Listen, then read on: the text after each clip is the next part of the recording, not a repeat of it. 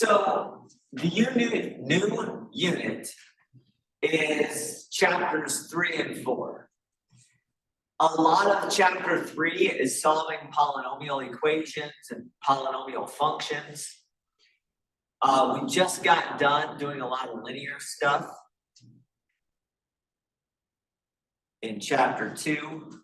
So now we're going to get initially into quadratics in chapter 3. Before we get into quadratics, because we're going to need this concept, the book starts us out with complex numbers.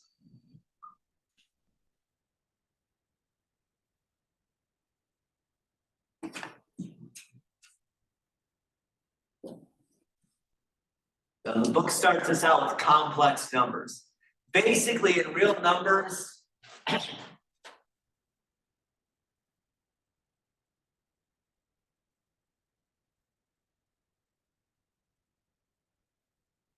we cannot take the square root of a negative. In particular, just say square root of -1. So we introduce an imaginary number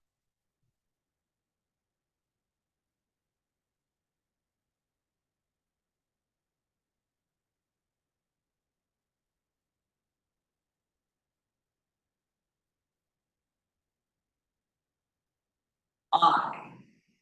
And the imaginary number I has the property that when you square it, you get -1. And so if I take the positive square root of both sides, I is basically the same thing as the square root of -1. Okay. Now, this is a little bit off.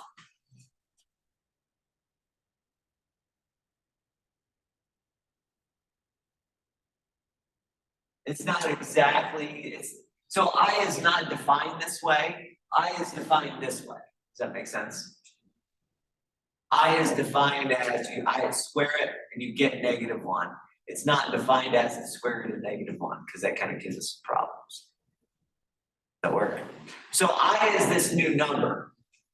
All right. I is this new number. And the imaginary number is I.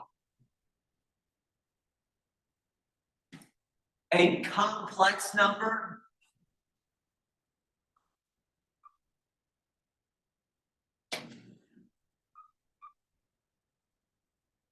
is a number that can be written A plus BI, where A and B are real numbers.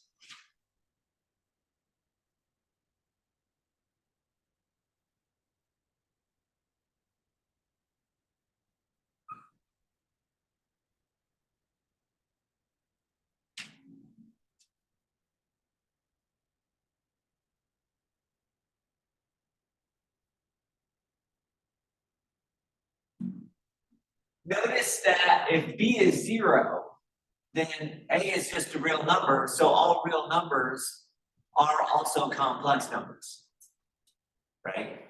With B of 0. Any number that's imaginary times the coefficient is also imaginary, so every imaginary number is also complex. That makes sense? So complex numbers can always be written like this. A real number is a complex number, just with B of 0. An imaginary number is a complex number, just with A of 0. Okay.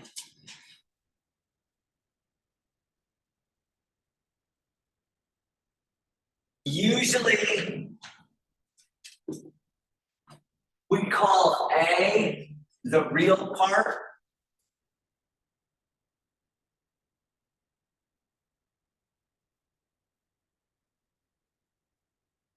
of the complex number.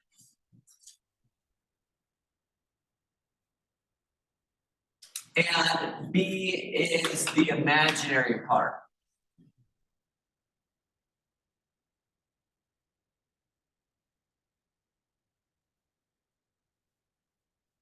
Of the complex number.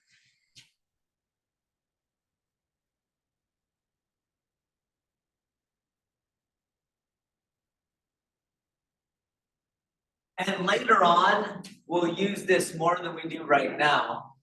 But on real numbers, we could always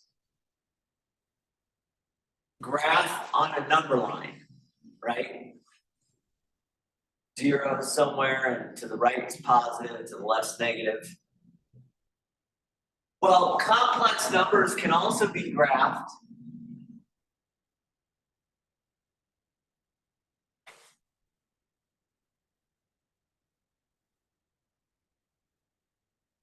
but they can't be graphed on a single number line. They have to have 2 number lines.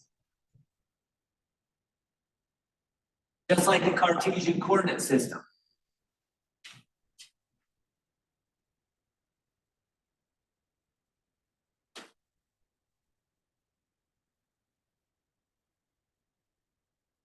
Where we say usually X axis is the real axis, and the Y axis is the imaginary axis.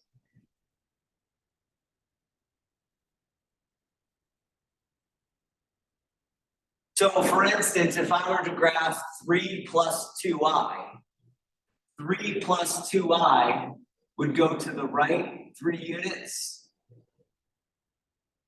and up 2 units.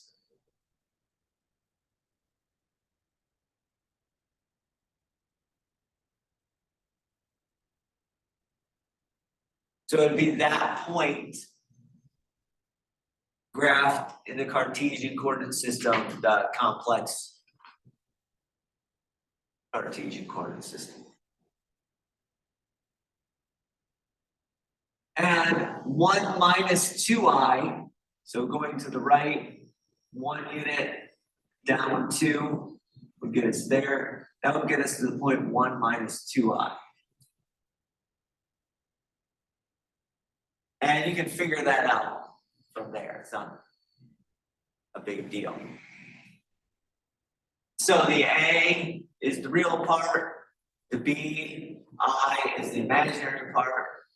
When you're graphing it, it's like graphing the point A, comma B.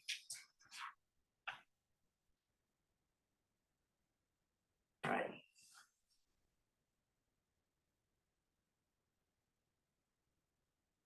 This system is going to be important later. We're not going to deal a whole lot with graphing complex numbers right now. But it will be important, a little more important later. I'll show some things, show some ideas here. But yeah, that's all. Be more important later. What we basically want to do, and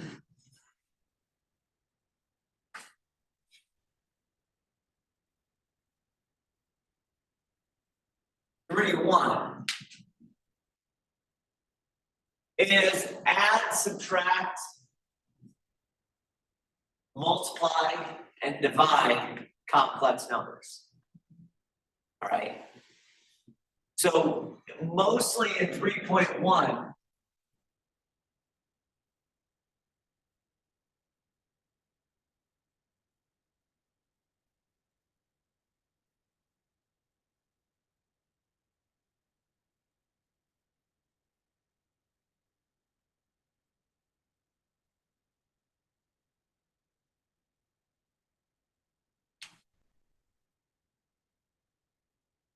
that's what we're going to be doing.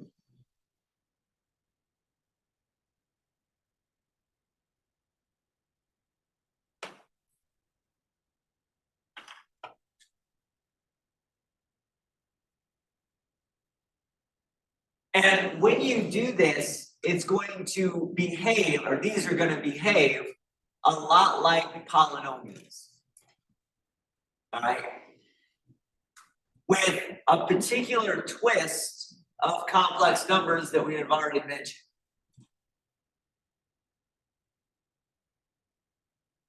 So the behavior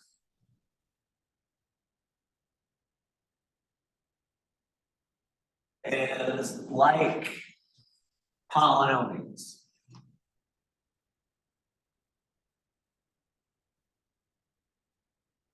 With the following property though.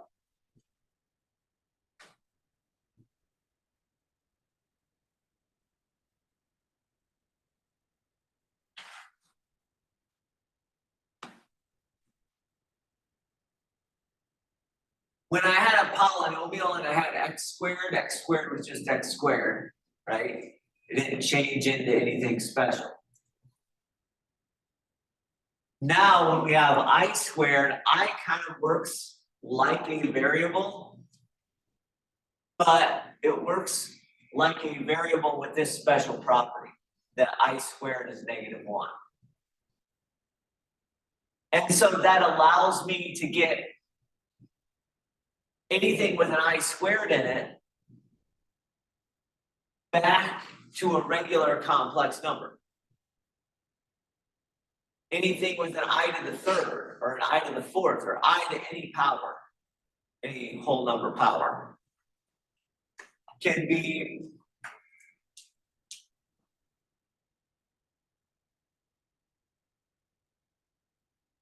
rephrased or rewritten so that it comes back to a complex number.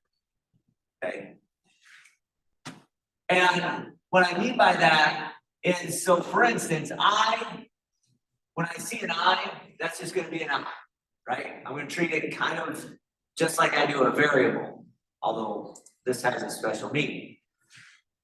But if I had I squared, like we said, we can change that into a -1. So now we're just dealing with i's and real numbers. How about I to the third? Well, I to the third is like an I squared times an I. That's like a -1 times an I, or a negative I.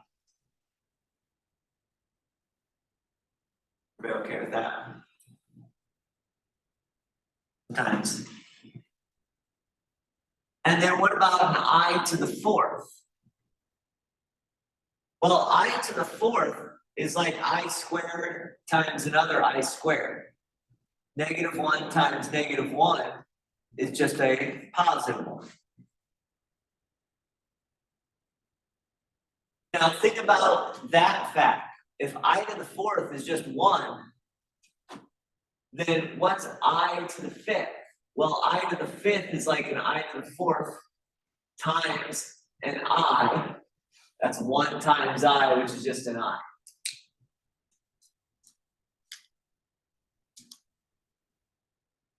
Break it, what I'm doing here. And then what then is I to the sixth? Well, it's like I times this. I times that is I squared is -1. About I to the seventh. Well, I to the seventh is like -1 times I. Or I to the sixth times I.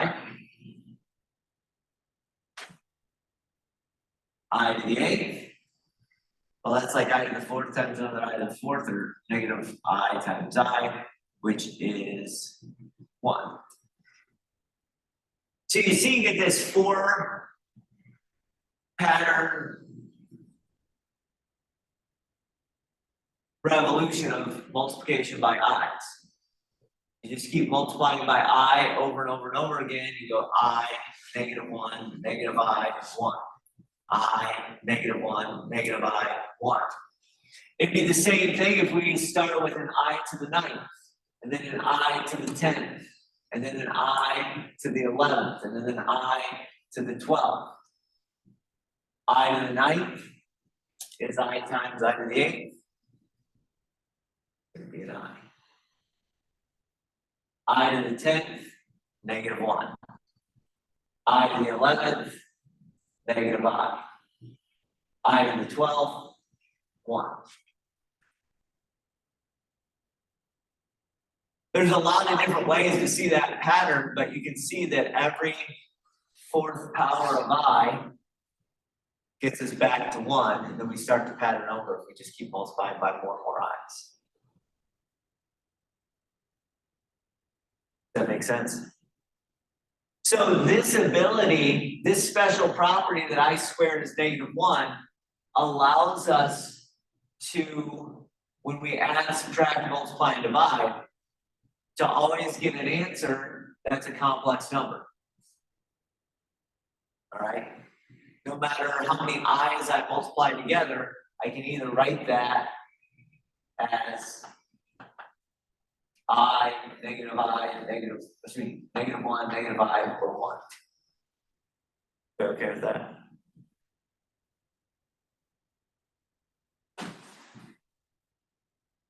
So let's start with the more basic version.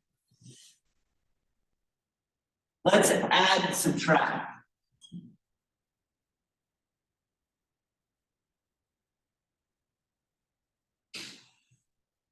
Complex numbers.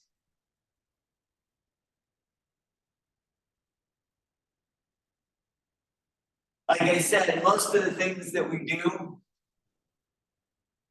are going to mimic what we did with polynomials. So if I take 3 plus 5i, that's a complex number, and I add 6 plus 4i,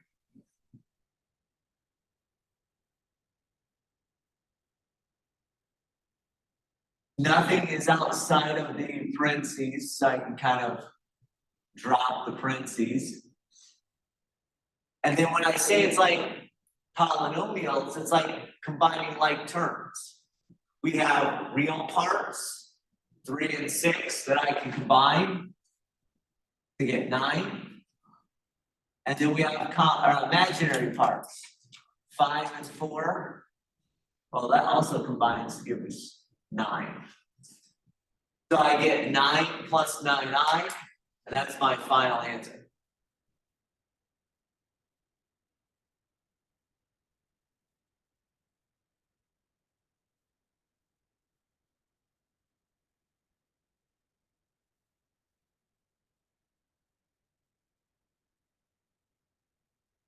By the way, if you think about it like over here, I'm gonna, if I add these two things together,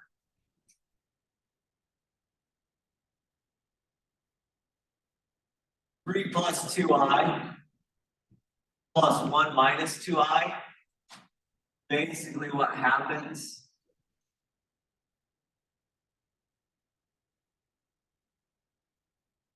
is it's kind of like 3 plus 2i gives me one thing, and then I tack on the end to it of it, 1 minus 2i. And in this case, I get 4 plus 0i. That makes sense? Adding it together.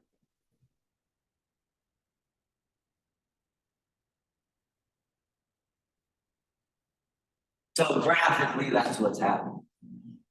I won't spend a lot of time on the graph, but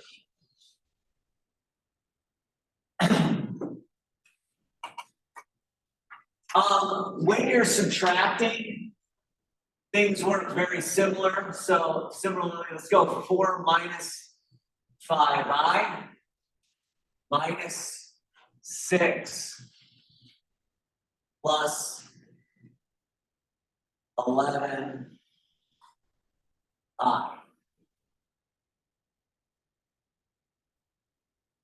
Just like with polynomials, we're going to distribute the negative sign into the parentheses.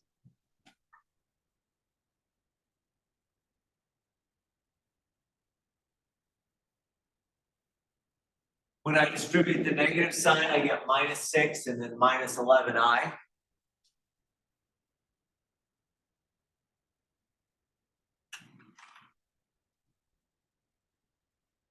And then I combine like terms. -2 is the real part when I combine 4 and -6. -16i is the imaginary part when I combine -5i and -11i.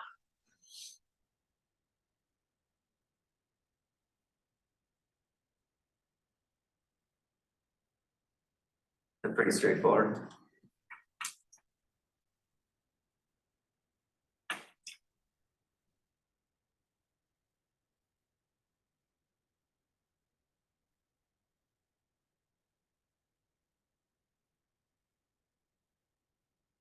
Any questions about that? Adding, subtracting?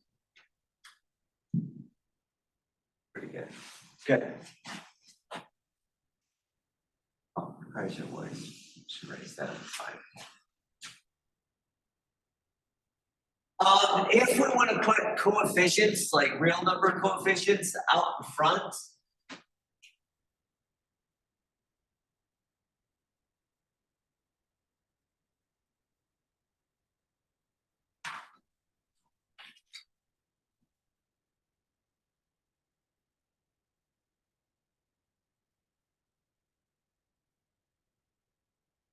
again, this is working just like polynomials.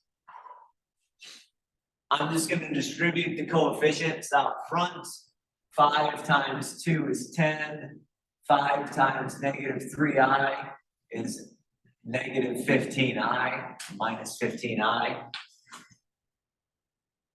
-7 times -3 is a positive 21. -7 times -i is a positive 7i.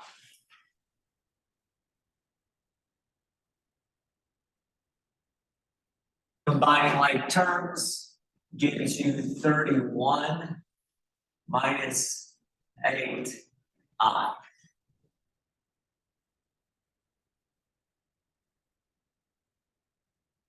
All right.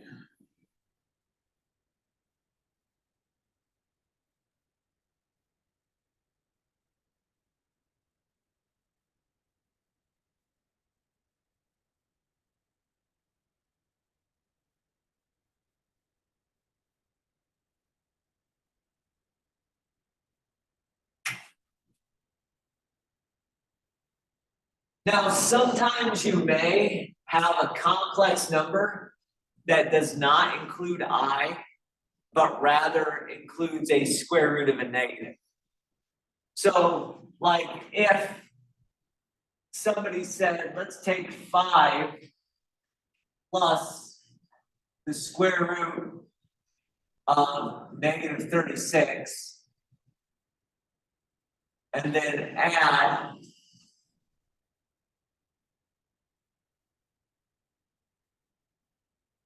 7 minus the square root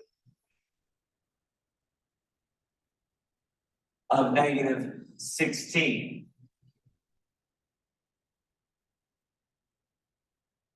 Before I can start dealing with things like I did over here, I want to first convert these square roots to imaginary numbers because they're square roots of negatives.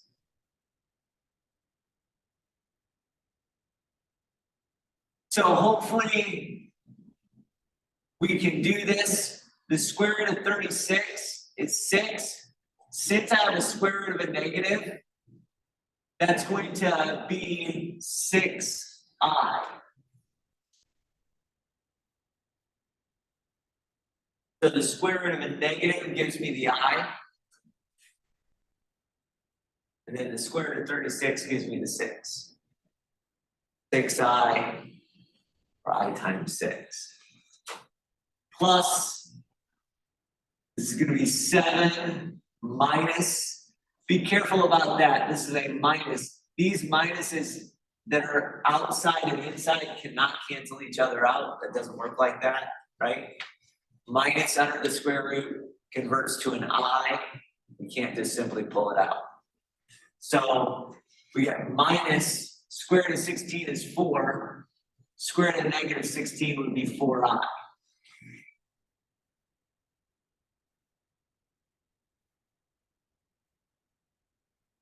So that second one there is 7 minus 4I.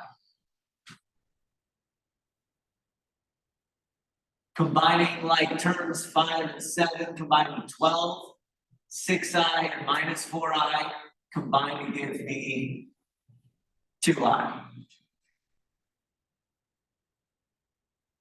So when we want to add and subtract, if you're given square roots of negatives, convert those to i's first. And if you're given square roots of positives, convert those to real numbers first. Okay. Is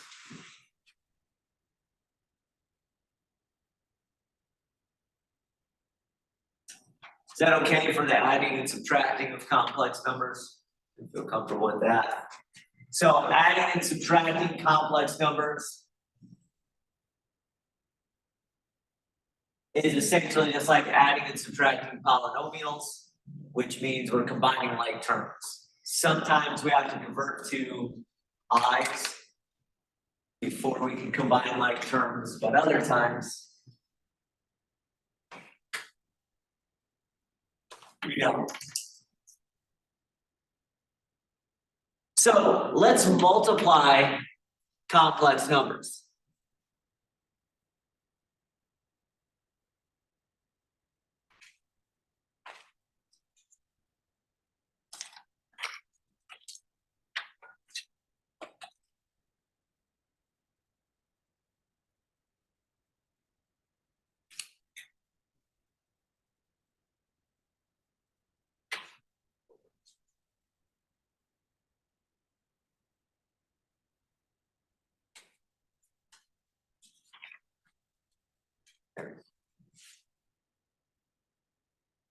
All right, so when we multiply complex numbers, works just like when we multiply polynomials, except like I said, we have this trick that if we have I squared, it becomes a -1, right? So if I have 3 plus 7I times 4 minus 8I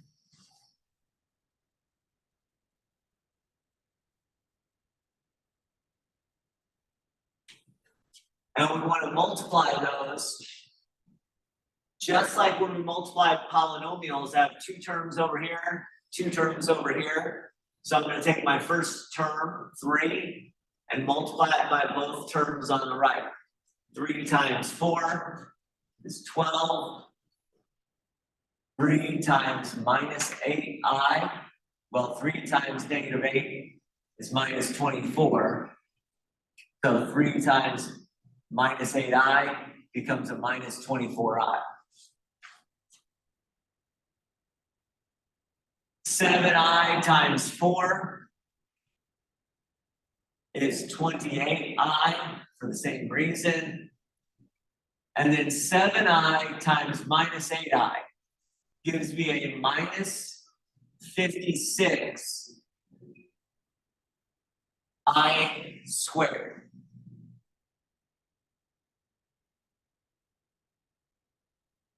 We're okay with that?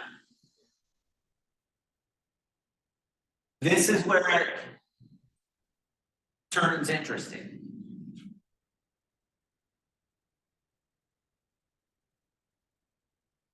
I'll rewrite those first 3 terms. If you want to combine the like terms, that's fine.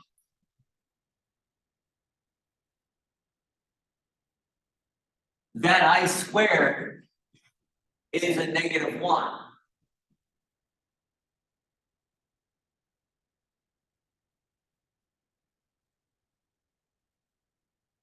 That means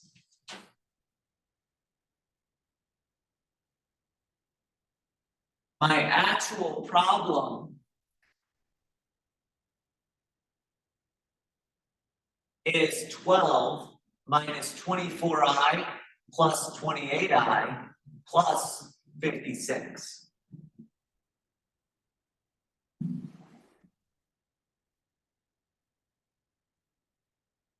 A lot of times we'll skip this step here in the middle, but I wanted to at least give you it to have on our notes to write once. Now combining like terms gives me a positive 68 plus 4i.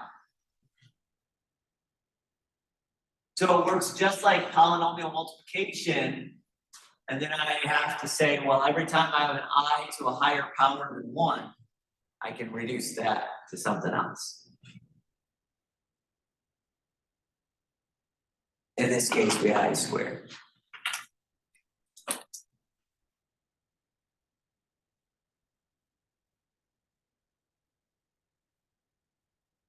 I want you to try this one on your own.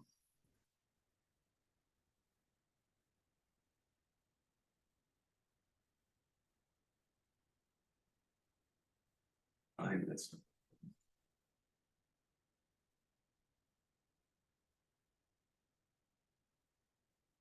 6 minus 2i multiplied times -1 minus 5i.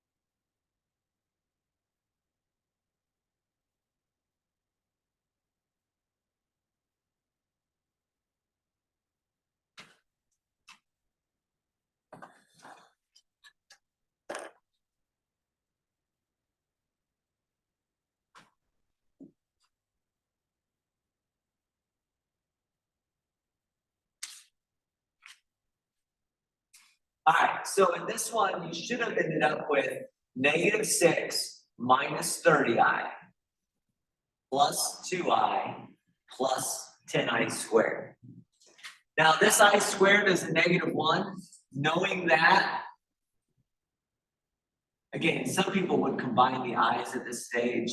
I probably would too in most cases. But I squared being a -1 just changes that plus 10i squared to a -10. And we end up with -16 minus 28i as my final answer.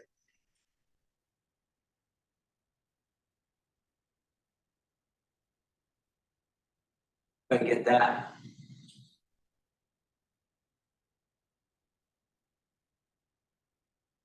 Now, the last thing I want to deal with, well, not last thing.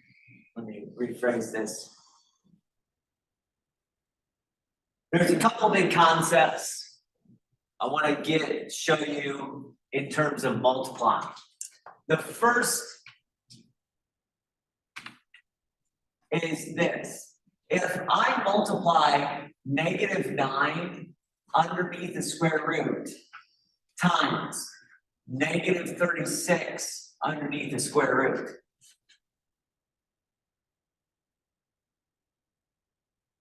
I cannot multiply negative 9 times negative 36. Okay, so I cannot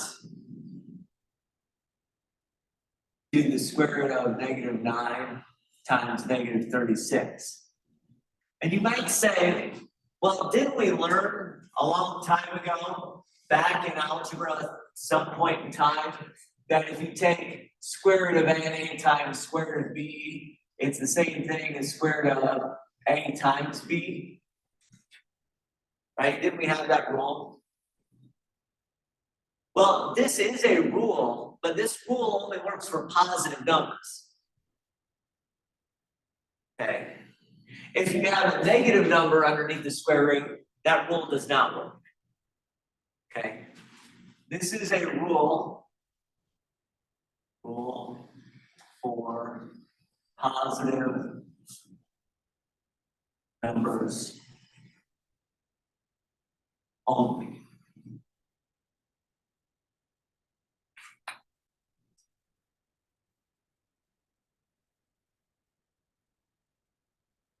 If I have square roots of negatives,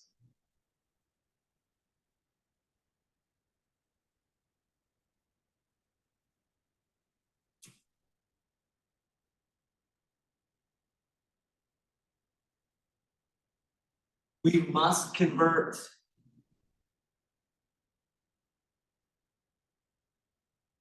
to imaginary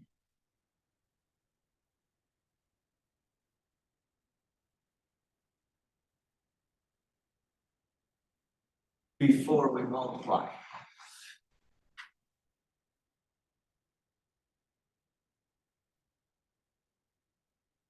Are you okay with that?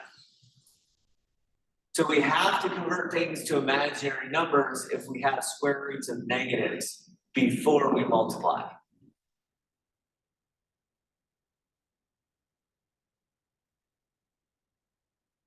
That rule only works for positive numbers. So in this case, I can't do negative 9 times negative 36. What I could do though, is I could pull out a negative and call that, well, this one will be easy, but 3i, negative 9 is 3i times negative 36 is going to be 6i. The negative becomes an I. 3 times 6 is 18, so you get 18i squared, which, remember, I squared is negative 1, so that's negative 18.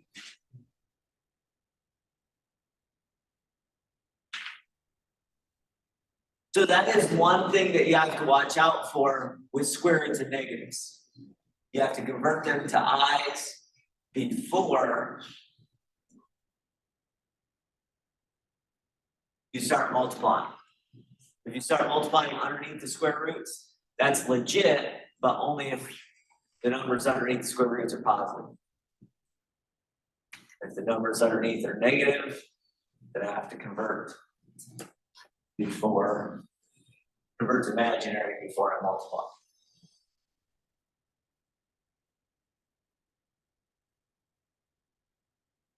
And obviously things get more and less complex than that, but let's do another. So let's take square root of 81 minus square root of negative 4 and multiply that times square root of 16 plus square root negative 64.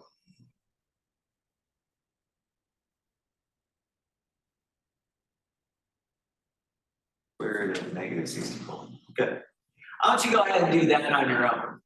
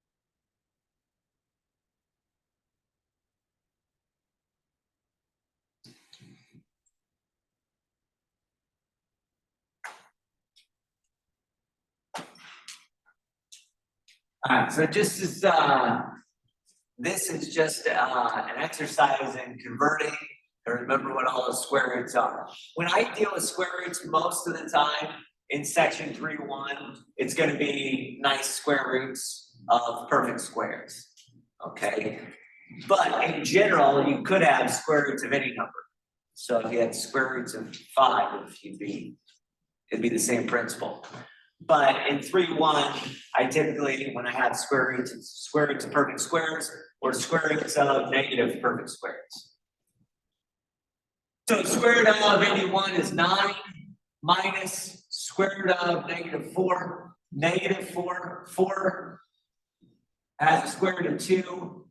The negative becomes I. So we get 9 minus 2i as our first complex number. Square root of 16 is 4. Square root of 64 is 8. So square root of -64 is 8i. Therefore, 4 plus 8i is my second complex number. Again, convert things to I before we multiply. If you try to multiply out with the square roots, be messy. 4, 9 times 4, 4 times 9 is 36. 9 times 8i is 72i. Negative 2i times 4 is negative 8i. Negative 2i times 8i is minus 16i squared.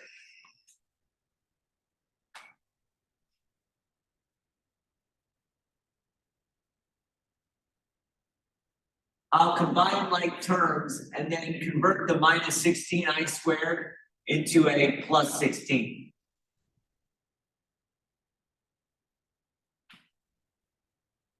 That way there's just less writing on my part. Then adding up like terms, finally I get a 52 plus 64i. And that's what happens when you multiply complex numbers. All right, with square roots and negatives.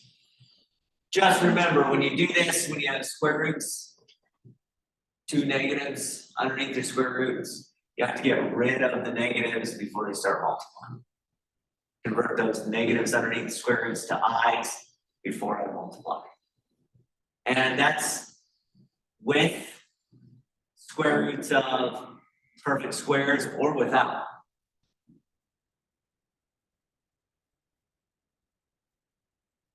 So even without, you'd have to pull out the I before you start multiplying.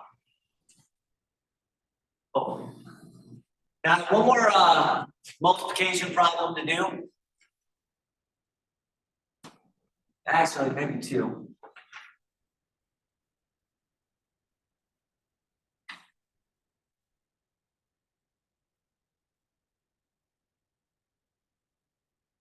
So you know how this is going to turn out? If I take 3 plus 4i times 3 minus 4i, I'm going to get 9 minus 12i plus 12i minus 16i squared.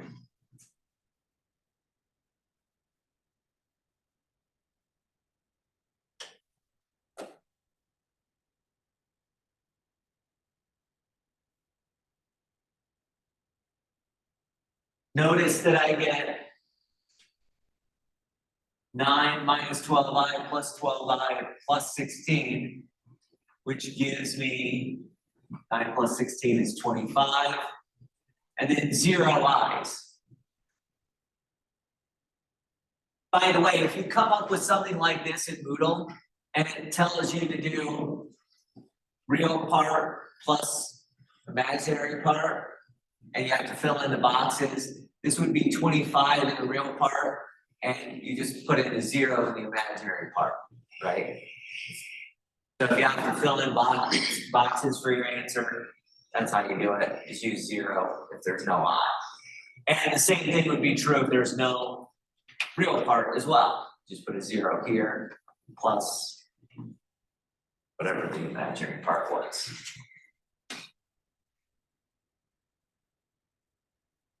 We okay with that? So we get 25.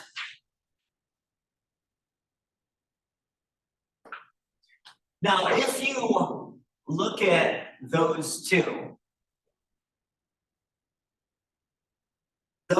complex numbers are the same, except that in one case we're adding 4i, in the other case we're subtracting 4i.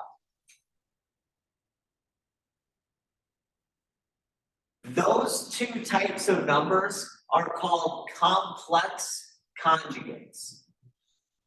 There's different various versions of conjugate pairs.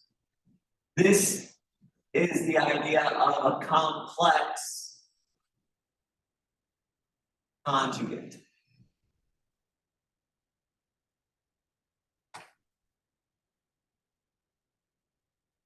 Complex conjugate pairs, or just complex conjugates. Some people just drop the pairs because it's always implied. All right. The number a plus bi and a minus bi are complex conjugate pairs, or just complex conjugates.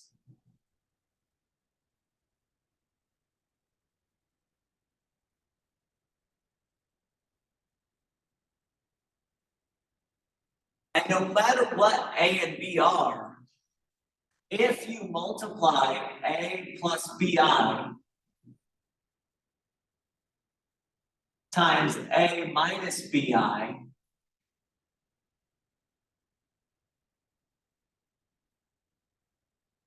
what will happen? You'll get A squared minus ABI, then plus ABI, and then minus B squared times I squared.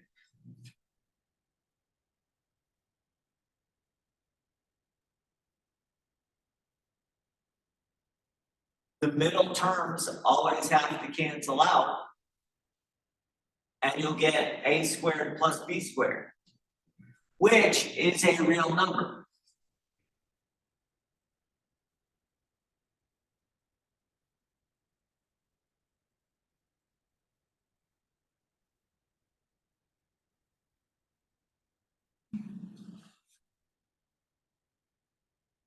So complex conjugates or complex conjugate pairs always multiply to give you a real number.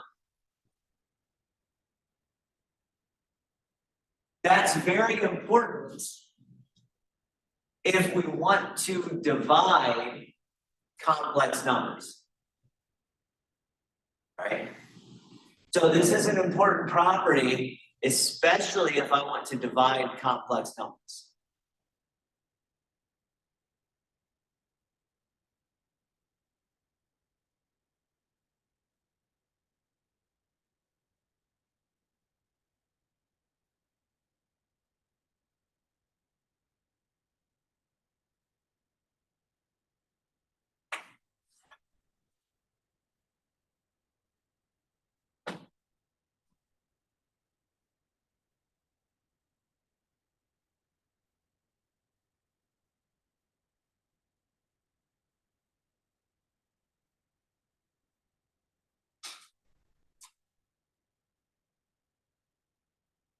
So let me give you an example. Let's start dividing complex numbers, and I'll show you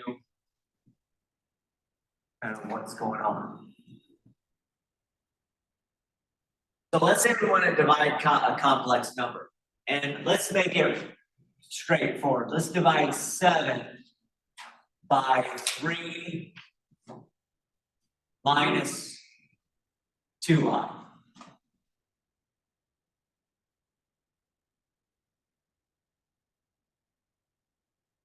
How could we divide something like 7 divided by 3 minus 2i?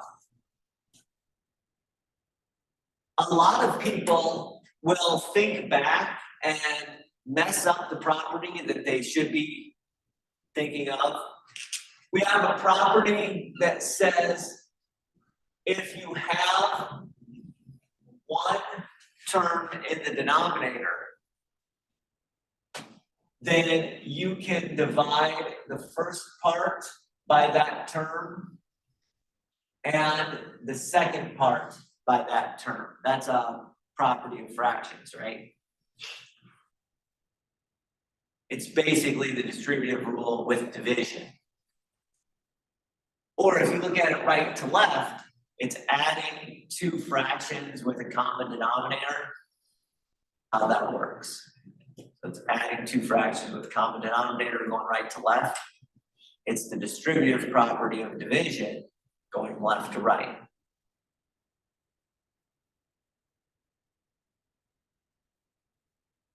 So we have that, but that requires 2 terms on top and 1 term on bottom. So this requires a single term on the bottom or in the denominator.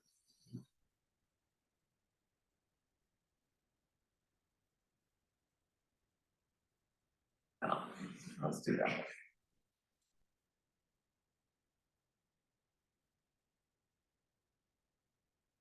So we have that property of fractions requires a single term. That property I can't use in this stage or in this form because I have 2 terms in the denominator. It'd be nice if my denominator would change into, let's just say, a real number, right? And so that's what I do. I change my denominator into a real number by multiplying on top and bottom by the complex conjugate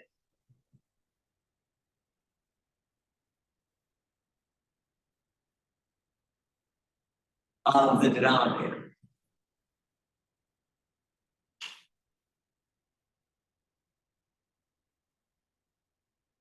So I'm going to take my 7 over 3 minus 2i, multiply on top by 3 plus 2i, and on bottom by 3 plus 2i. Like, right?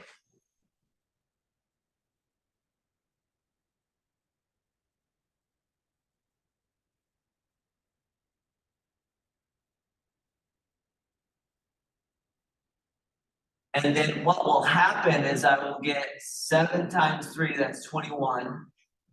7 times 2i, that's 14i. On the top. On the bottom, I get 9. I'll write everything. Plus 6i, minus 6i, minus 4i squared. I'll write the rest. That's over here.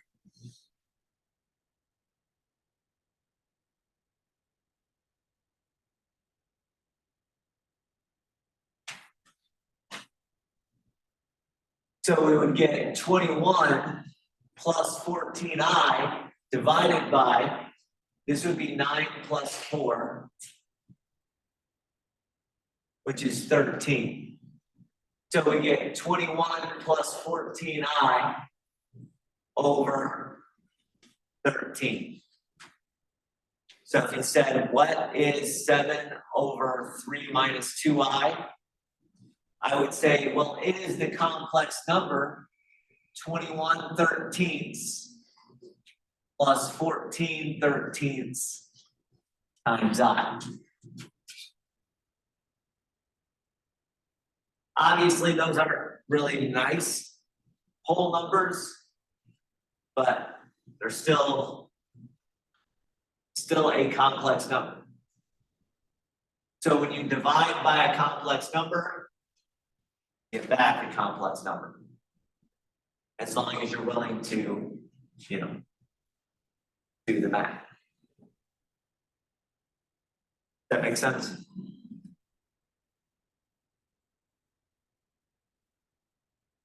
All right, this will be the last one. Let's try this one on your own. Take 4 minus 5i divided by 1 plus 3i. Divide that and write your answer as a single complex number with real part and imaginary part.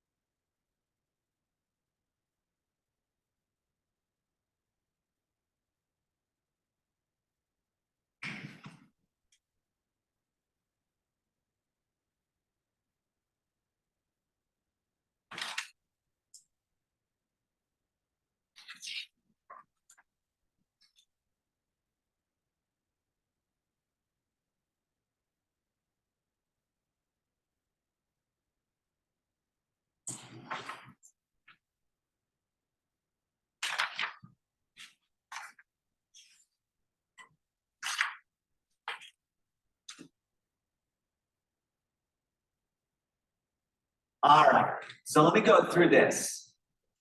The complex conjugate of 1 plus 3i is 1 minus 3i. So we take 1 minus 3i times the numerator and 1 minus 3i times the denominator. I'm going to go through all of the steps. Obviously, some of these you can shortcut, but I'll go through them all. On the top, we have to distribute. So we're going to go 4 minus 12i minus 5i plus 15i squared. On the bottom, we get 1 minus 3i plus 3i minus 9 times I squared. Now I'm going to do a combining of like terms in the top. And then I'm going to change this plus 15i squared to a minus 15. I'm going to do the same thing in the bottom. When I combine like terms, I get 0 i's in the bottom. And then this minus 9i squared is just plus 9. So that means this is negative 11 minus 17i, all divided by 10. So I get negative 11 tenths minus 17 tenths times I. Again, these things I've written as in fractions. Obviously, you can write those in decimal version too. This one had divided by 10, really nice. Move the decimal place over, right? Divided by 13 would not have been as nice. You could have round that to a couple of decimal places or something.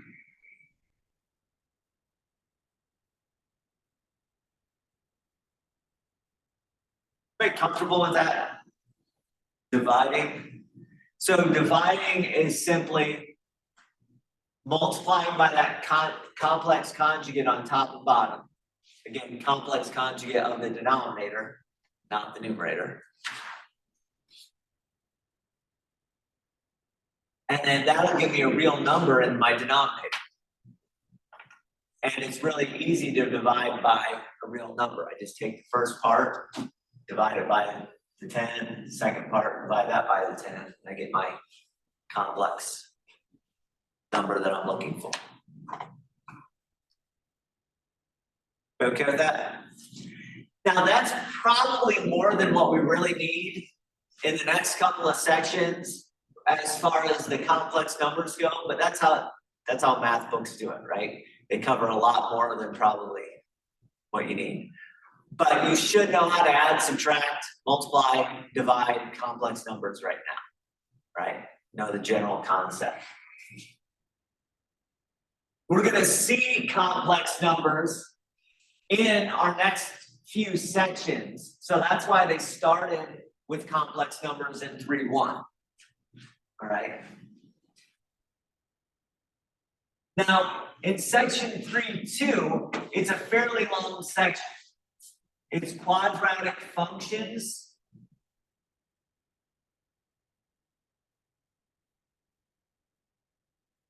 And quadratic equations.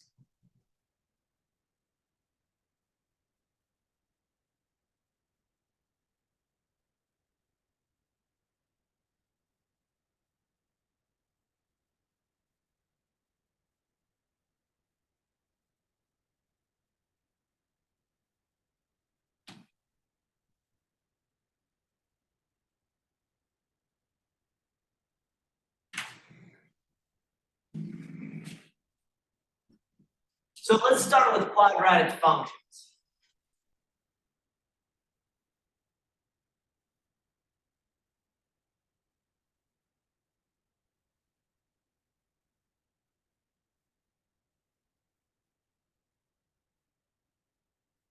The general form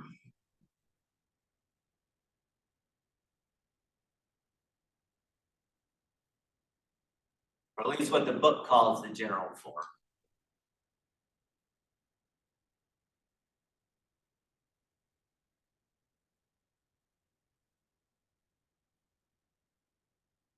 Is f of x equals ax squared plus bx plus c. So quadratic. Quadratic.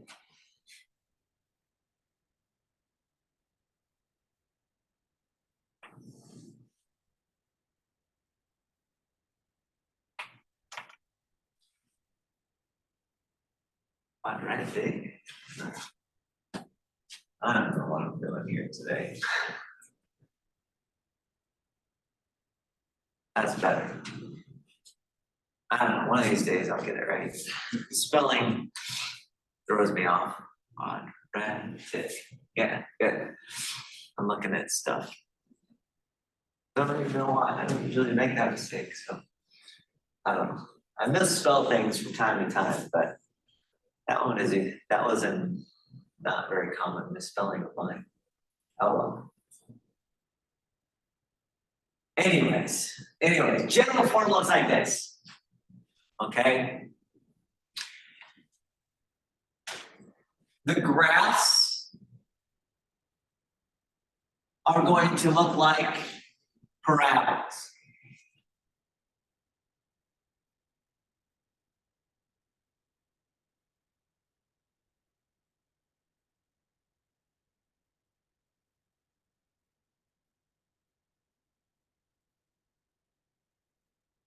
Now, we've seen parabolas before, and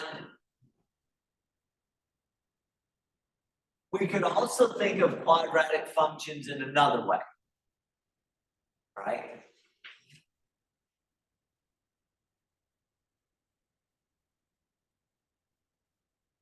So another form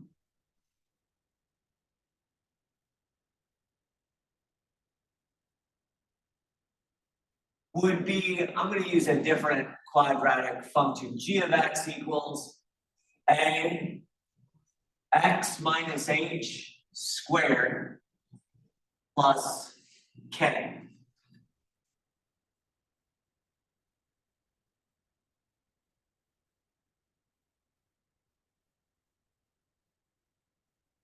I forget what the book calls that form, but let me look it up. Some places, what's that? Yeah, some places call that the standard form. Other places would call that a shift from our base function, or a translation from a base function. Okay. Let me look at, yeah, that's fine. Yeah, so our book calls it the standard form, all right? The form is standard form.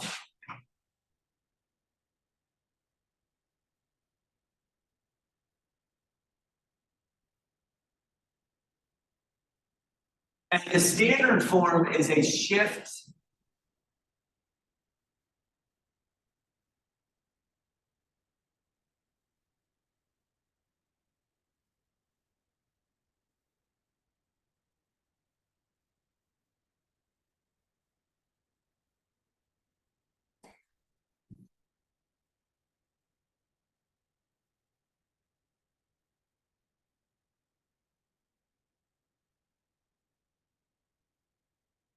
from that base quadratic function.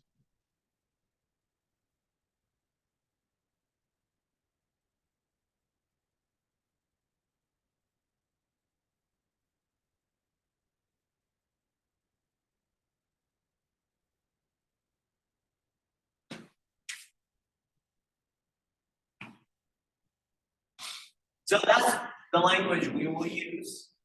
Again, there are other books that'll call this one the standard form. So it's kind of confusing sometimes. But these are the two basic forms. Okay, one, which looks like ax squared plus bx plus c. Another, which is a times x minus h squared plus a plus k.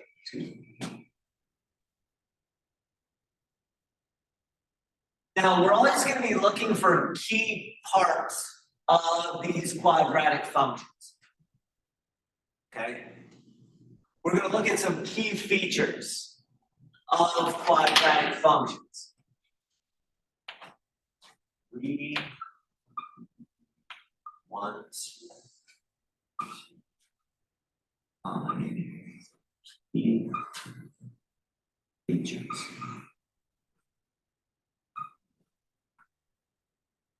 And I'm just going to draw a parabola.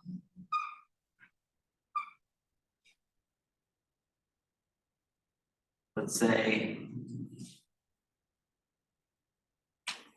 on the Cartesian coordinate plane.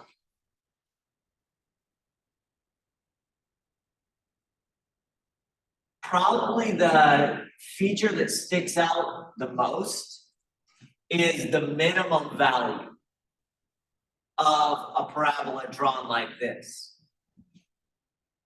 Now, if it's a parabola drawn pointing down, then that point is going to be the maximum value. So that point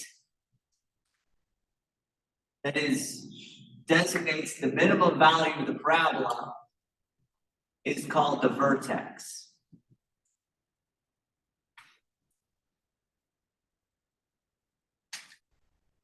And if you draw a vertical line going through the vertex,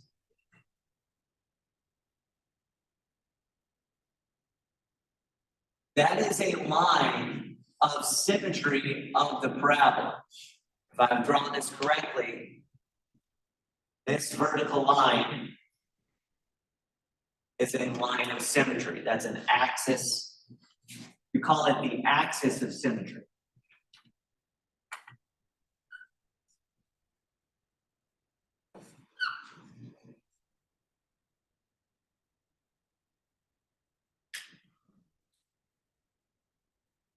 Some other key features.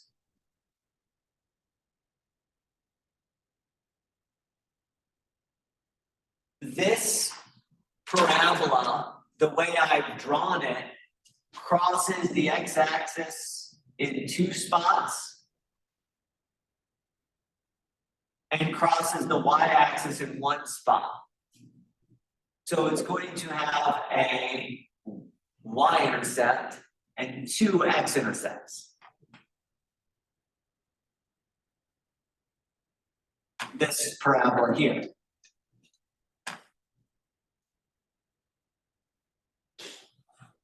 However, not every parabola is going to have 2 x-intercepts.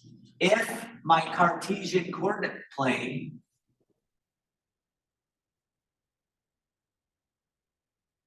had an x-axis that was way down here, notice my parabola never hits my x-axis. Right?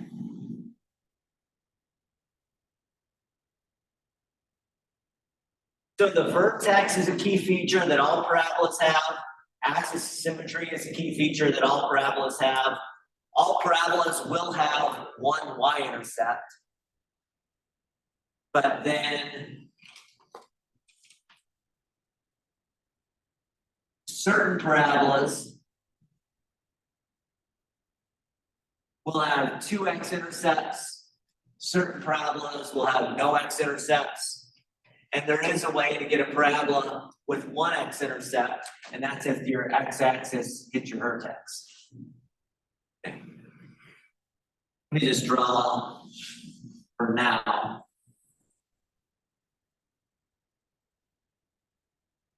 About where I had earlier, not the exact same spot, but all right. So we want to find some key features. Those key features are the vertex, the axis of symmetry.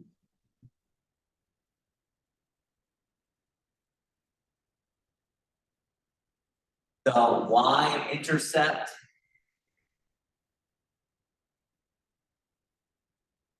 And the x-intercepts.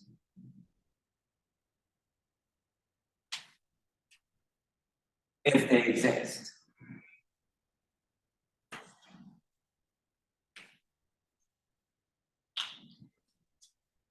Right.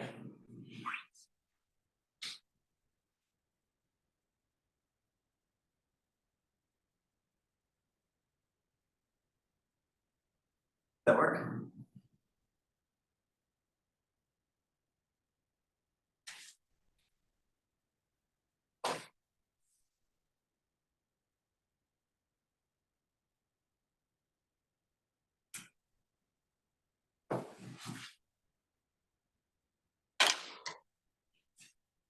Now let's think through this in terms of the standard form. The standard form is just a shift from our base quadratic. It's a shift h units to the right and k units up, and then this a will determine how sort of fat or skinny the parabola is. And it also, if a is positive, means that the parabola points up. If a is negative, means the parabola points down. That's what we looked at back in, I forget which section it was when we did all the translations. Remember that? This number gives you a shift from the x-axis or y-axis. But the HK gives you the shift of the parabola. And with our base quadratic, remember our vertex of the base quadratic was right at the origin. So if my base quadratic has vertex at the origin and I shift it by HK, that means on standard form or in standard form, again, I'll write out standard form.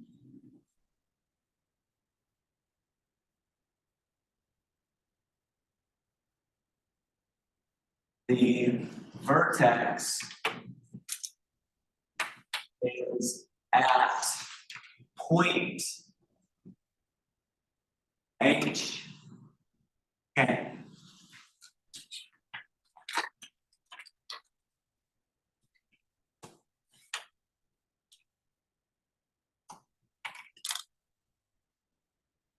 By the way, the axis of symmetry is a vertical line that goes through the vertex. So if you know the vertex, you know the axis of symmetry as well. A vertical line is a line that's always written as x equals some constant number, right? X equals constant number. And if it goes through the vertex, it has to have the x value of h. So the axis of symmetry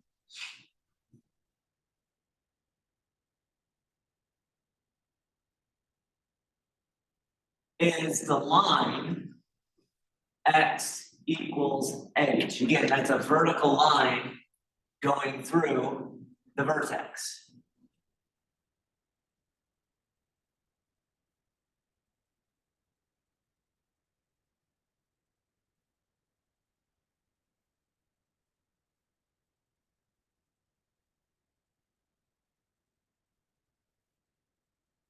I'll get on the Desmos in a little bit, but this A, if A is positive, like at 74, then the parabola is pointing up. The bigger the A, the more narrow the parabola is. I won't get into that, but the smaller the A, the more wide it is. But if A is positive, parabola points up. If A positive, then we get the parabola pointing up. If A is negative, the variable A here is what I'm talking about, then the parabola points down.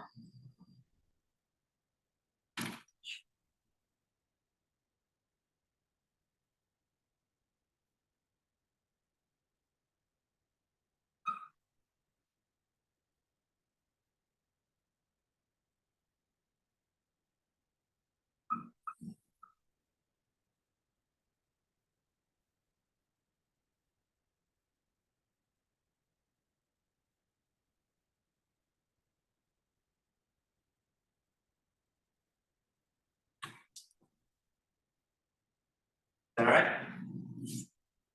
The whole thing. Now, we'll talk about y-intercepts and x-intercepts later. But for right now, I just want to understand vertex and axis of symmetry. And that all comes from this just being a shift of this base function. So being able to know that.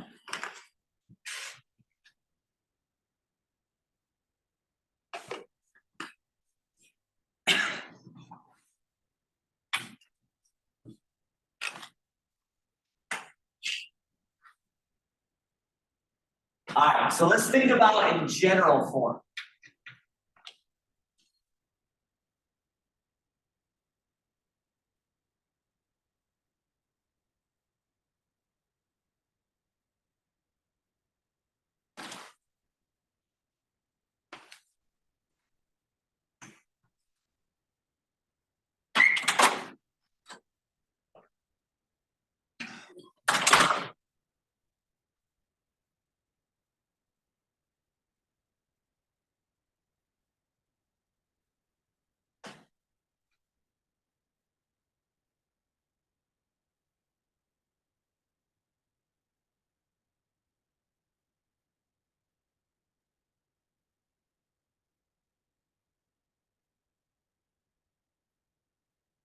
Now here's a weird thing.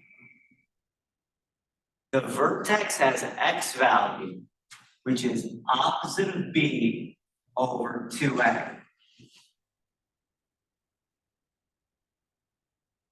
There's a variety of different ways to see why that has to be.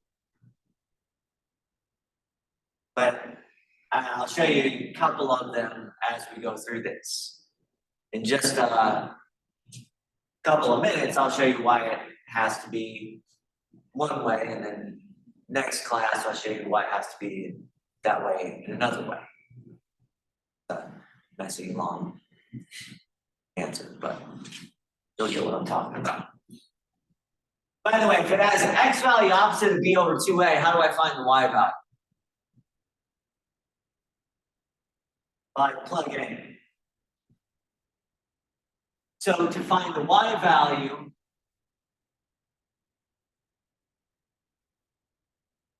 of the vertex, you take your function and you just plug in the x value and you see what you get out. What is the y value? So plug in the x value into the function.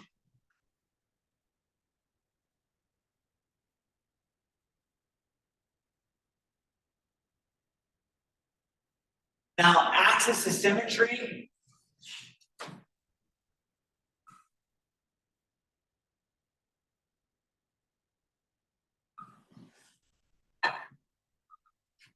It's still x is equal, is the line, I should say, is the line x equals whatever the x value of our vertex is. So opposite b over 2a.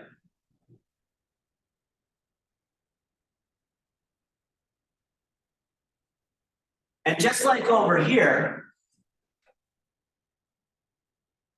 if A is positive, the parabola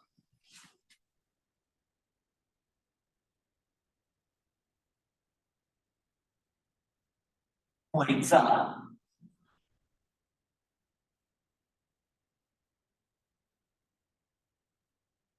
If A is negative,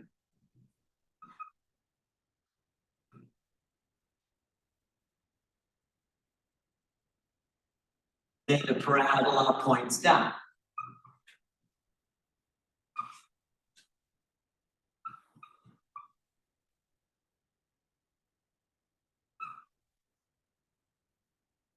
By the way, I draw the pictures each time because I always refer to this shape as pointing up and this shape is pointing down since the arrows are going down or the arrows are going up.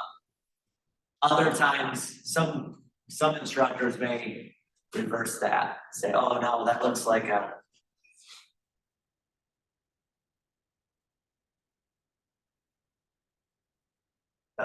it's pointing down or up. But when I say points up or points down, I'm saying where the arrows are going.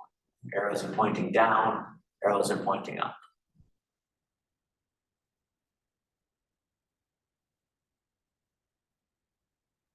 Let me give you an idea of why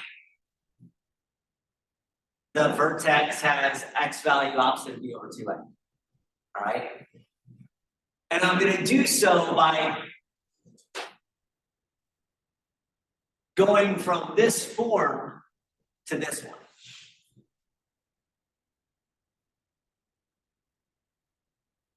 So let me do that. So if I take my standard form,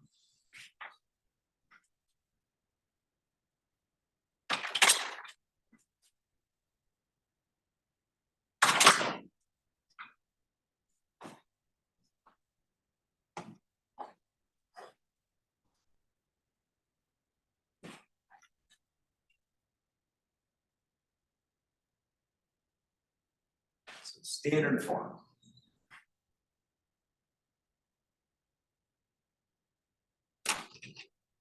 And I start trying to put it into general form. Okay.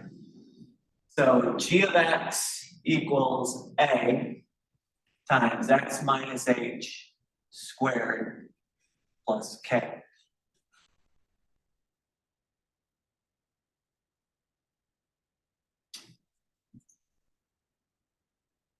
Now I'm gonna quickly do this.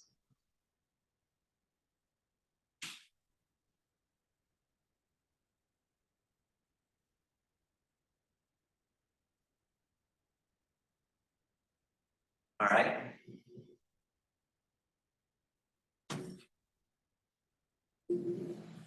When you square x minus h, you get x squared minus 2hx plus h squared.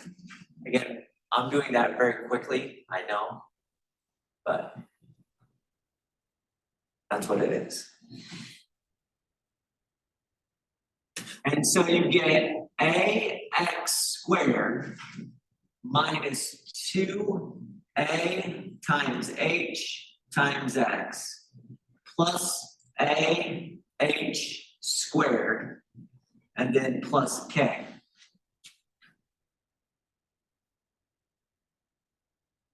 Notice that this is now the general form. And you'll also notice that the a in the standard form is the exact same a as was in the general form. That's why we had the same property both times, right? If a is positive, parabola points up, a is negative. That was actually the exact same a. Now notice what the b is in general form.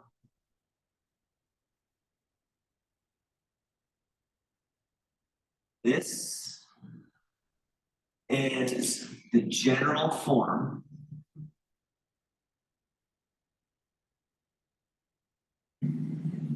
with a B value of negative 2AH.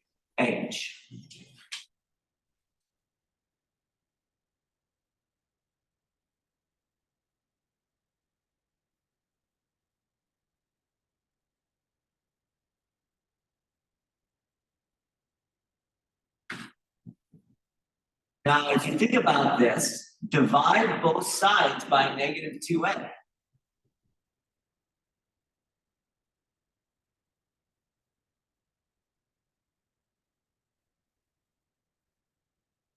Okay.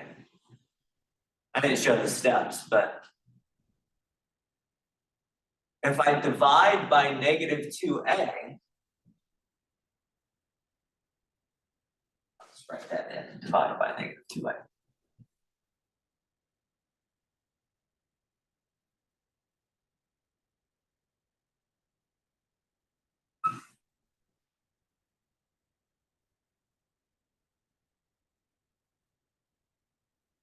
And we know that in our standard form, H was the X value of the vertex. So that tells me that when I have general form, the X value of the vertex has to be negative B over 2A, or opposite of B over 2A. X value of vertex is opposite of B over 2A.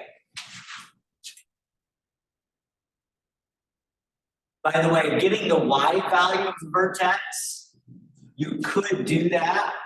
You could say C is this, but then you have to play around with your H, and it becomes kind of a mess, all right? It's a mess to memorize anyways. So it's easier just to say, once you found the X value of the vertex, go ahead and plug it in and find the Y value, rather than trying to do C equals this and solve it for K. That makes sense? Could do that. No, it's fun. So that's why the X value of the vertex in general form is opposite of B over 2A. That's one reason. That makes sense? That's one way to see it.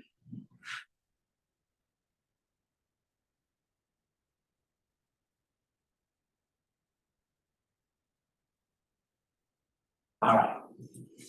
So now that we have that, let's go ahead and solve some problems. There you go. Looking up at the screen there.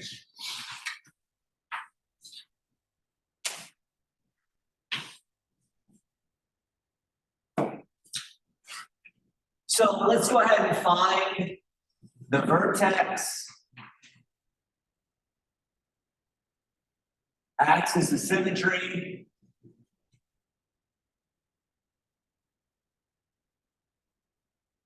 and which direction the parabola points.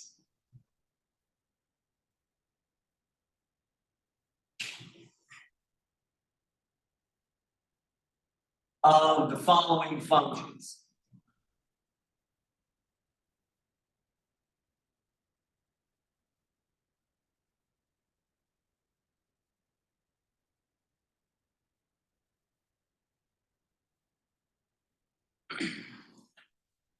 We'll do some that are in general form, some that are in standard form.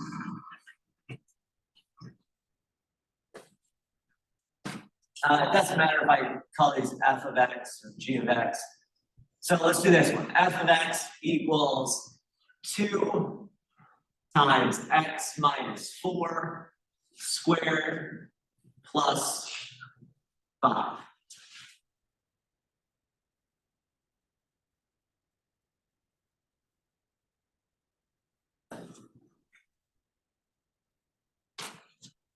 So that's our standard form. Standard form is the, in my opinion, the easier one, because you just kind of read off the vertex. Vertex is 4, 5. By the way, be careful about that.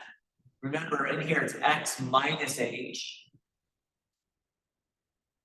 So there's a minus in here, and then a plus outside. So a lot of people will mistakenly put -4, but remember that's a plus, it's a +4 for your vertex. The axis of symmetry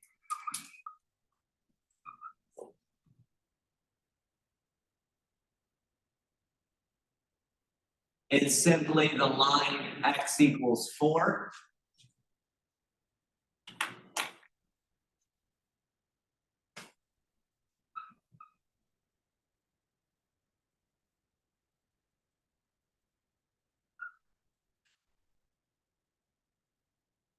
And this parabola, since we have a +2 out front, is going to point up.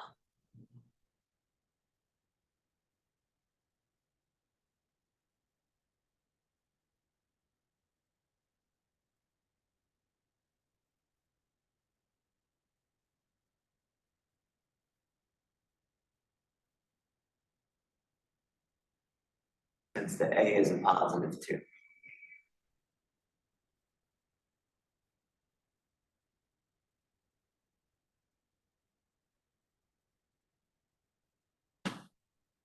Again, don't be thrown off if you have g of x, let's say, is equal to -1/3 times x plus 3 squared plus 7.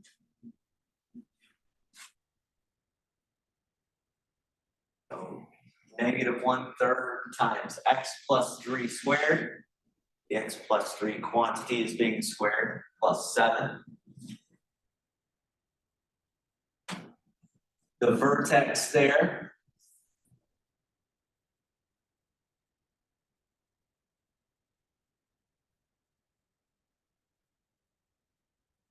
well, that's here in this case. 3 and 7. Close.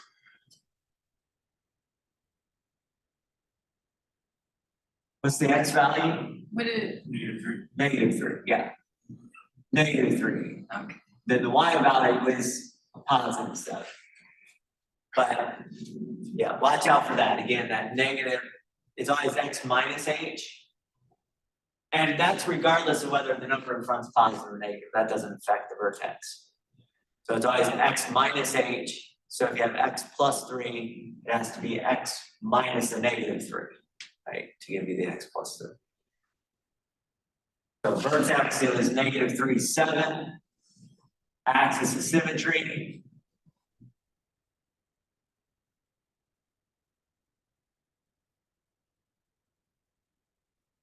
is the line x equals -3.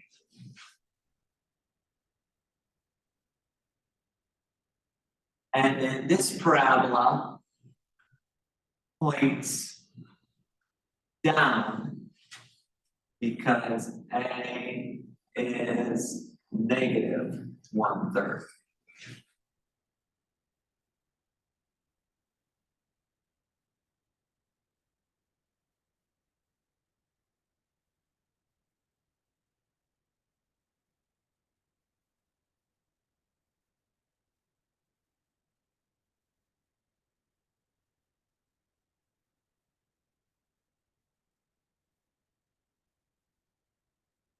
If you're ever in doubt, you can graph that using Desmos too, or using some other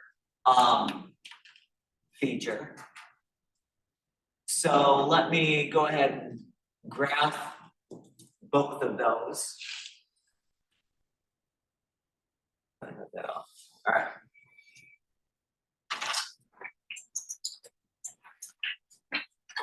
2 times x minus 4 plus 5, that was my f of x.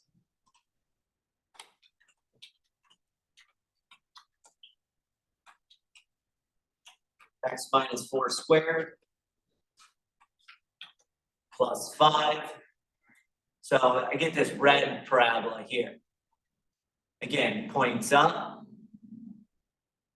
Vertex was at the 0.45. The axis of symmetry was x equals 4. That's the line of symmetry that goes through the parabola. Again. And obviously points up. I'll do that.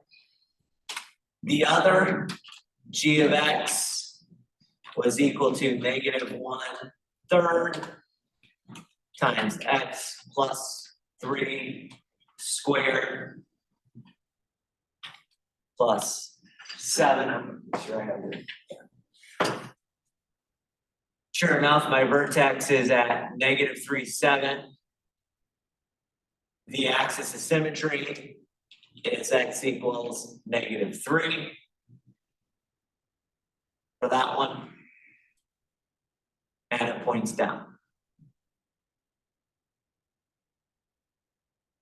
By the way, you'll notice that the coefficient of 2 made this red parabola more narrow, right? It shoots up quicker. The coefficient of 1/3 made the parabola a little bit wider than usual. So it kind of shoots, in this case, down slower from our base parabola of y equals x squared. So bigger numbers make the parabola a little bit narrower. Numbers whose absolute values are between 0 and 1 make the parabola a little bit wider.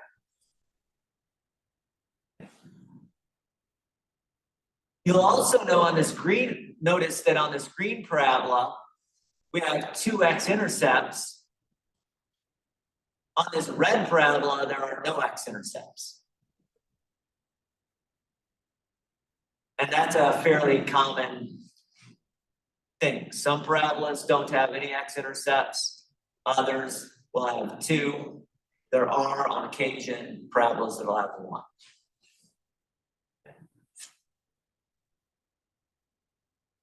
So, pretty nice stuff if we're dealing with the standard form. Now, let's go back to the general form and do a couple of those. So we're going to do the exact same thing with parabolas that are in the general or the general form. Let's take f of x equals x squared minus 6x plus 5.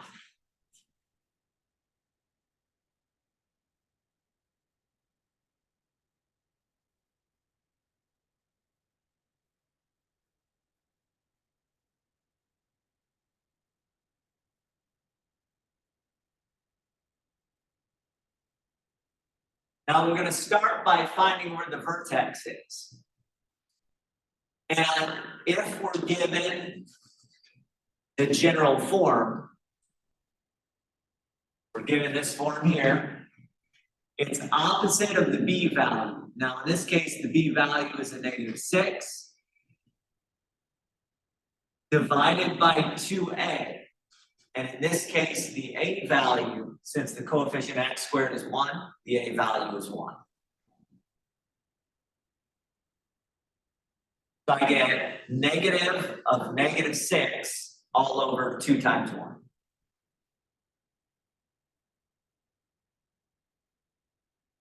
Which is a positive 3.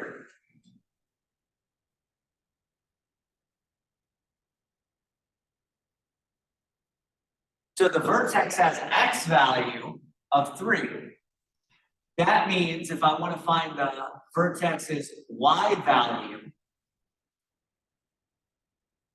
all I have to do is plug in 3 into this function.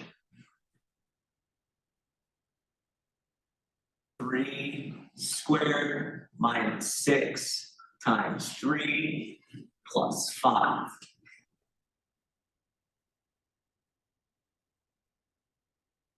I could get -4. Yeah, -4.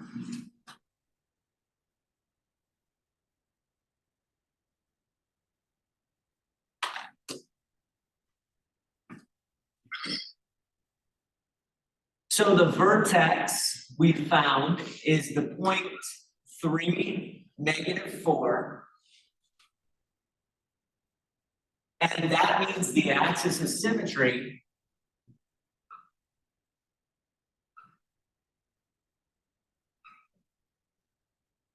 is the line x equals 3. And this parabola points up.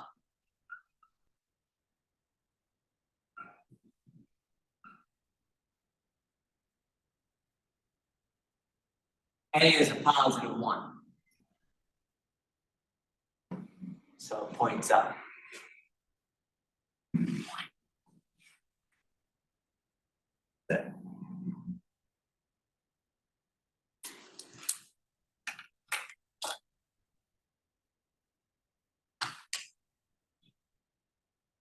I want you to try the same thing for another function. Find the vertex, axis of symmetry, and if the parabola points up or down for the following. Let's take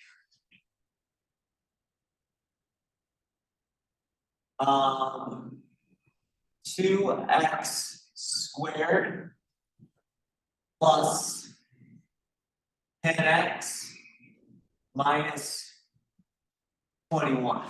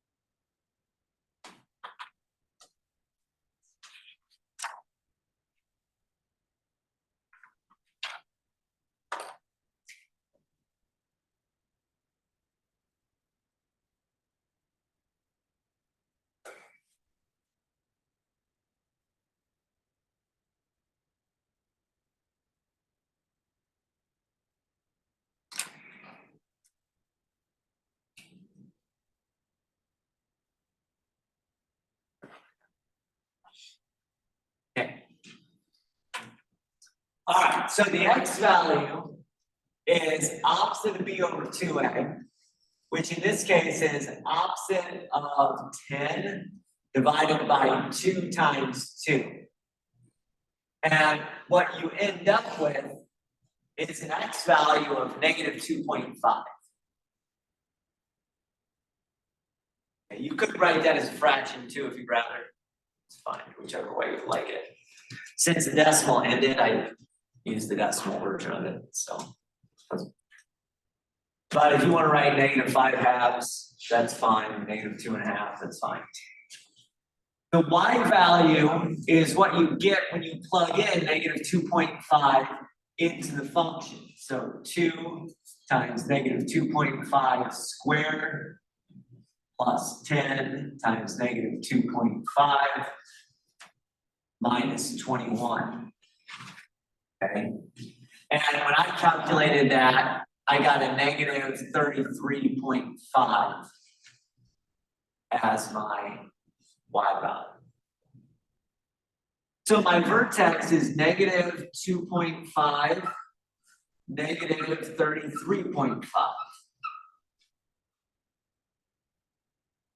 Axis of symmetry is always the line x equals the x value of your vertex. So in this case, x equals negative 2.5. And because the a is 2, this parabola also points up.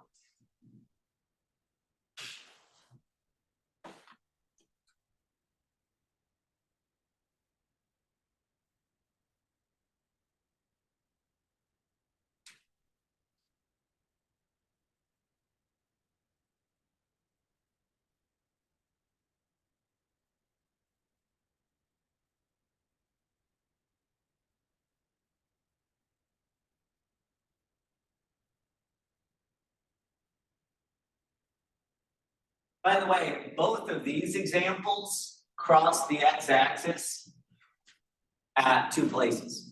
So I won't draw them, but or I don't need to graph them on Desmos or anything, but they do. So both of these examples are parabolas that cross the x-axis at 2 places.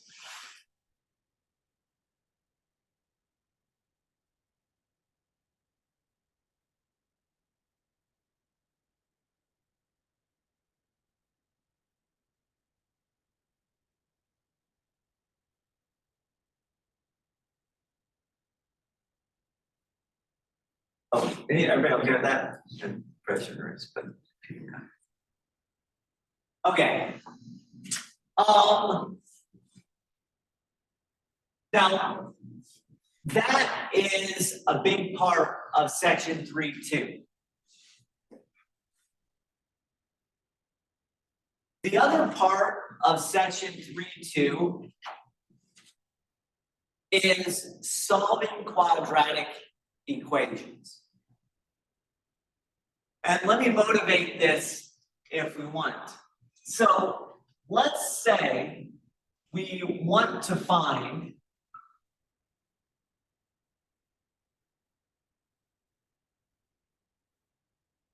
the y-intercept of a quadratic equation.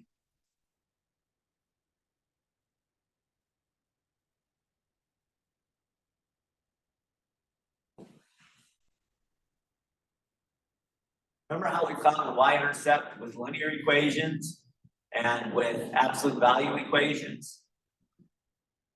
Simply just plugged in 0 for x, right? We plug in 0 for x.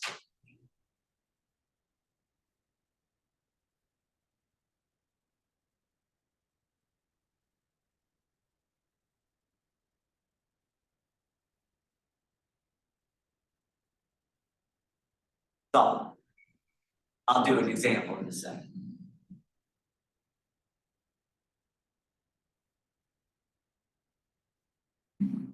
And the same thing for the x-intercepts.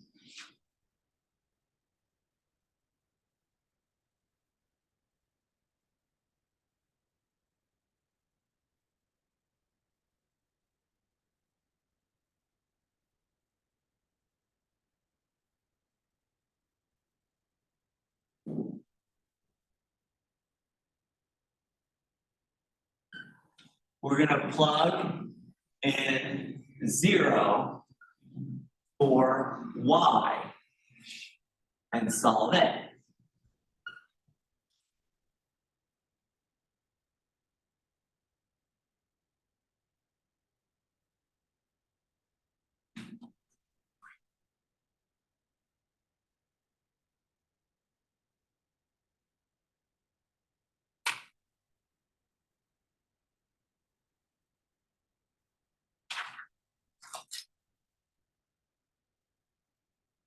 So let's say we want to find the x and y intercepts of f of x.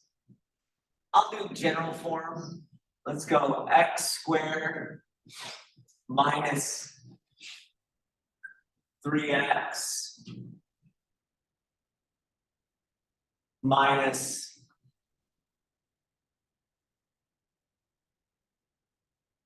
28. Okay. So to find the y-intercept,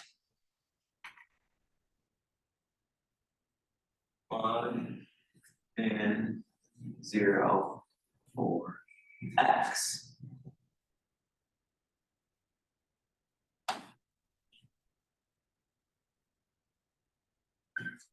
You'll notice that there's never any challenge to plugging in 0 for x. Plugging in a 0 for x, you can always do that and solve. Because all you're doing is just evaluating the right-hand side when x is 0. So when you plug in 0 for x, in this case, you get a negative 28. So the y-intercept is the point 0, negative 28.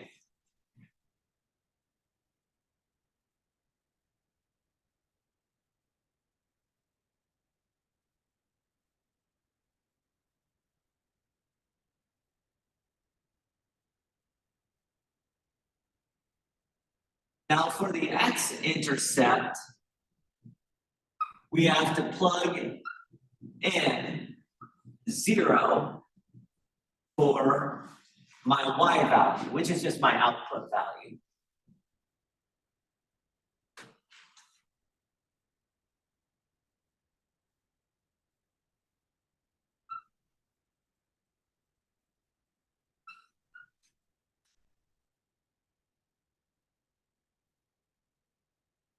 So I get 0 equals x squared minus 3x minus 28.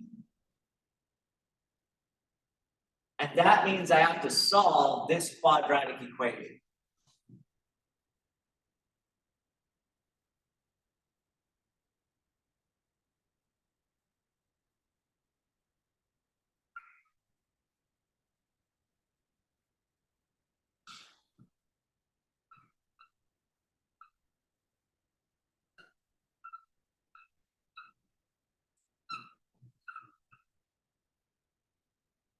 And you can see that this is what happens with the general form. The standard form is the exact same thing. All right.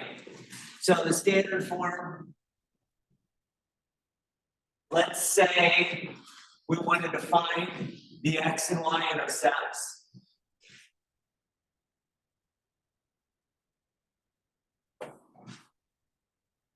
And I'll do a fairly basic.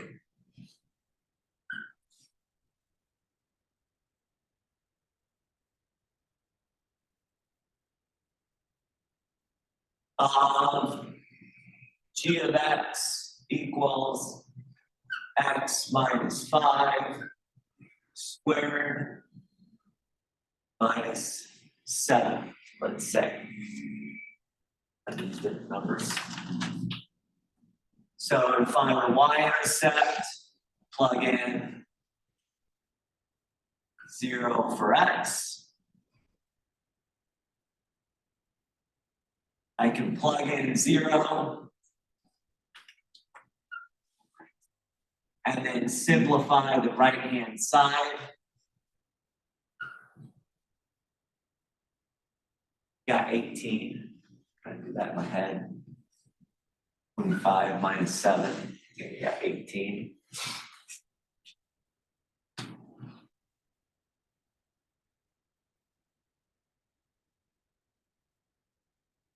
So the y-intercept is 0, 18.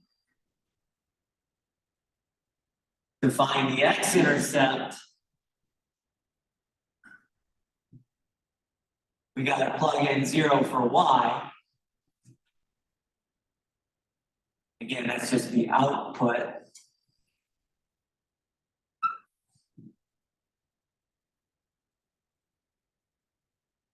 And we have to solve a quadratic equation that looks like that.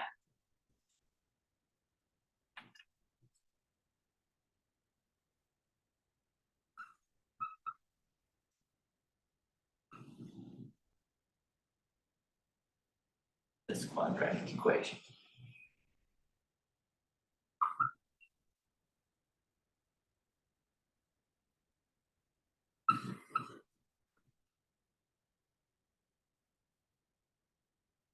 So we gotta solve that quadratic equation. It is quadratic because we're squaring the x here, right? Multiply all that out, we have an x squared. So basically, if we're going to deal with quadratic functions, we better be able to solve quadratic equations. All right?